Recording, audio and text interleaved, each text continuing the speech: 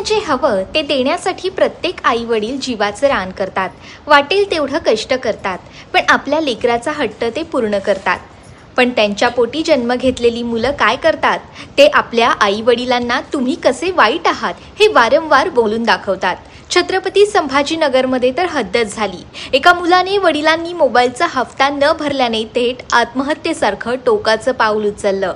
छत्रपती संभाजीनगर येथील तिसगाव परिसरात असणाऱ्या एका डोंगरावरून उडी मारून आत्महत्या करण्याच्या प्रयत्नात असलेल्या मुलाला वाचवताना त्याच्या आई वडिलांचा देखील दुर्दैवी मृत्यू झाल्याची धक्कादायक घटना घडली आहे। कुणाल मुरलीधर चांदवडे आणि संगीता चांदवडे अशी मृतांची नावं आहेत।